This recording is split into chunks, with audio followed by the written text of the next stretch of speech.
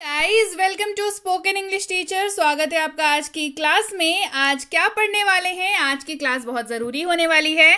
Class है आज की रोज़ इस्तेमाल होने वाले सबसे ज़रूरी शब्दों के ऊपर। ये ज़रूरी शब्द है जिनका इस्तेमाल आपको पता होना चाहिए जब आप अंग्रेज़ी बोल रहे हैं या बोलने के लिए प्रयासरत हैं। तो चलिए शुरू करते हैं आज की क्लास। उसके पहले चैनल पर अगर नए हैं तो जल्दी से कर लीजिए चैनल को सब्सक्राइब करते वक्त बेल आइकन ज़रूर दबा लीजिएगा। और इस नंबर के साथ आप जुड़ सकते हैं हमसे इस व्हाट्सएप नंबर के ज़रिए हमारी रोज़ क्लासेस को अपने फ़ोन तक पाने के लिए, रोज़ की क्लासेस को, और साथ ही साथ पेड कोर्सेज, फ्री कोर्सेज, इन सारी चीज़ों के बारे में जानने के लिए। चलिए शुरू करते हैं आज की क्लास। सबसे पहला शब्द है, जब भी आपको हिंदी में बोलना हो फिर भी या अब भी, फिर भी या अब भी आप किस चीज़ का इस्तेमाल कर सकते हैं? आप इस्तेमाल करेंगे स्टिल का, STILL, स्टिल का इस्तेमाल करेंगे। और चलिए इसका इस्तेमाल देखते हैं। मैं आपको शब्द बताऊंगी, उसका मतलब बताऊंगी, उसका उच्चारण बताऊंगी, साथ ही साथ उसका इस्तेमाल भी बताऊंगी। मुझे अब भी आपकी परवाह है। देखिए यहाँ पे अब भी है तो यहाँ पे स्टिल लग गया। I still care for you. मुझे अब भी आपकी परवाह है। परवाह मतलब केयर है ना। मुझे अब भी आपकी परवाह है। I still care for you. तब तो यानी कि देन, तब या तो दोनों ही जगहों पे किसका इस्तेमाल होगा? देन शब्द का इस्तेमाल होगा। मैं तब घर पर था। I was at home then. मैं तब घर पर था। I was at home then. सका इस्तेमाल होगा शब्द कुड का, COULD, लेकिन इसका उच्चारण जो है कुड होता है। एल जो है साइलेंट रोल है यहाँ पे कुड का, तो सका के जगह पे इस्तेमाल करेंगे आप कुड का। वे नहीं आ सके, दे कुड नॉट कम। वे नहीं आ सके, दे कुड नॉट कम। अब या अभी इस्तेमाल होगा शब्द नाउ का, NOW, नाउ। वह अभी घर पर है। He is at home now, या he is now at home. दोनों ही आप बोल सकते हैं, दोनों ही सही है। आपकी इच्छा है, जिसका इस्तेमाल करना चाहें कर सकते हैं। किया इस्तेमाल करेंगे शब्द डिड का, किया। उसने कर लिया, ही डिड इट। उसने कर लिया, ही डिड इट। भी इस्तेमाल होगा ऑल्सो या टू। दोनों ही शब्दों का इस्तेमाल कर सकते हैं भी के जगह पर, बस थोड़ा सा फर्क इस्तेमाल का अलग हो जाता है। कैसे, वो भी मैं आपको बताऊंगी। वह भी आएगा, ही विल ऑल्सो कम। वह भी आएगा, ही विल ऑल्सो कम। वह भी जा रहा है, he is going to. He is going to. Clear हो गई बात? चलिए बढ़ते हैं आगे। अगला है समथिंग, कुछ या कोई चीज। कुछ या कोई चीज इस्तेमाल हो जाएगा शब्द समथिंग का। कोई चीज गायब है, समथिंग इज मिसिंग। कोई चीज गायब है, गायब मतलब मिसिंग है, वहां पर नहीं है। कोई चीज गायब है, समथिंग इज मिसिंग। अगला शब्द है समवन। समवन, सम है साथ में वन लगा हुआ है, समवन। कोई या किसी ने, क्या है? कोई या किसी ने। किसी ने चुरा लिया, समवन स्टोलन। किसी ने चुरा लिया, समवन स्टोलन। सुना इस्तेमाल होगा शब्द हर्ड का, HEARD। इसको क्या पढ़ते हैं? इसको हर्ड पढ़ते हैं, है ना। सुना यानी कि हर्ड। मैंने खबर सुना, आई हर्ड द न्यूज। मैंने खबर सुना, आई हर्ड द न्यूज। उसे इस्तेमाल होगा हिम या तो हर। या तो हिम का इस्तेमाल होगा या तो हर का इस्तेमाल होगा। हिम का इस्तेमाल किस वाक्य में करेंगे और हर का इस्तेमाल किस वाक्य में करेंगे वो मैं आपको बताऊंगी। चलिए देखते हैं। कॉल हिम, उसे बुलाओ। कॉल हिम, उसे बुलाओ। यहां पर हिम का इस्तेमाल हो रहा है उसे के जगह पर, क्योंकि यहाँ पे हम लोग किसी मेल मेंबर की बात कर रहे हैं, किसी पुरुष की बात कर रहे हैं। जैसे ही आप कहते हैं कॉल हिम, तो ये साफ है किसी आप मेल मेंबर के बारे में बात कर रहे हैं। जब आप कहें कॉल हर, हिंदी में अर्थ उसका भी उसे बुलाओ ही होता है, लेकिन जैसे ही आपने हर शब्द को लगा दिया, ये साफ हो गया किसी आप महिला की बात कर रहे हैं, यानी कि फीमेल की बात कर रहे हैं। कहा यानी कि सेड, SAID, सेड। कहा यानी कि सेड। हमने कहा, वी सेड। हमने कहा, वी सेड। अगर होता उसने कहा, ही सेड। क्लियर हो गई बात?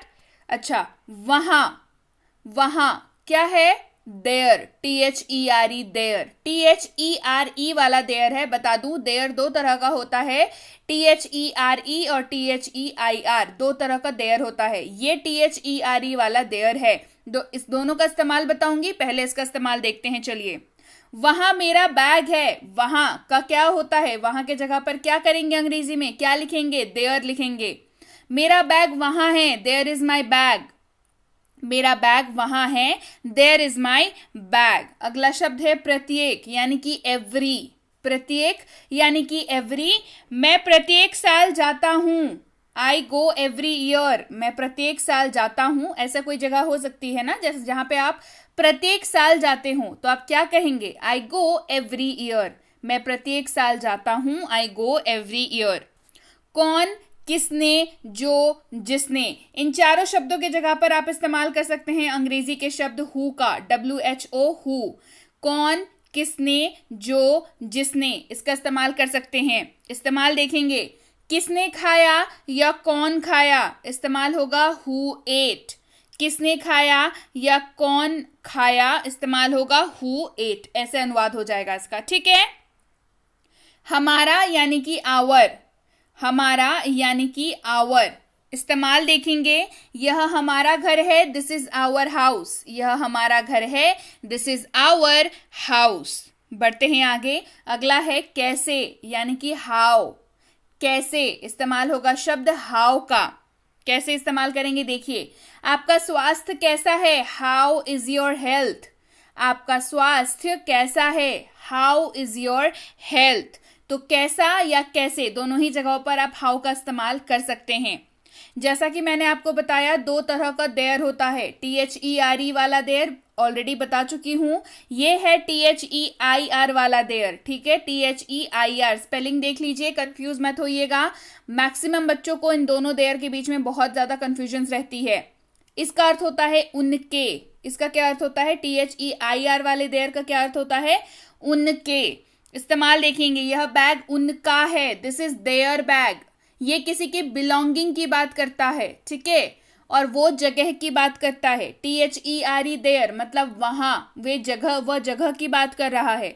THEIR देयर ये बिलोंगिंग की बात करता है, जैसे कि ये उनका बैग है, ये उनका घर है, ठीक है। दिस इज देयर बैग, यह उनका बैग है, दिस इज देयर बैग। अगला शब्द है इफ। IF, इफ, बड़ा छोटा सा शब्द है लेकिन बहुत पावरफुल है। ये जो है आपको वहां पे अगर, यदि, इस तरीके की चीजों को लगाने के लिए इस्तेमाल होता है। जैसे कि आप पॉज लगा रहे हैं, इसके बाद आप सवाल पूछने वाले हैं, अगर ऐसा हो तो क्या होगा, यदि मैं वहां जाऊं तो क्या होगा, ठीक है। तो इफ का वहां पर इस्तेमाल आप करेंगे, ठीक है। कैसे इस्तेमाल करेंगे देखिए, अगर वह कहता है मैं जाऊंगा, if he says I will go. अगर वह कहता है मैं जाऊंगा, ये ना एक रीजन और उसका आर्गुमेंट दोनों देता है, ठीक है। अगर वह कहता है मैं जाऊंगा, if he says I will go. अगला है होगा यानी कि विल बी। होगा यानी कि विल बी। इस्तेमाल देखेंगे, वह अब घर में होगा, he will be in home now. वह अब घर में होगा, he will be in home now. अन्य या दूसरा, इस्तेमाल होगा शब्द अदर का, OTHER पढ़ते हैं इसको, अदर।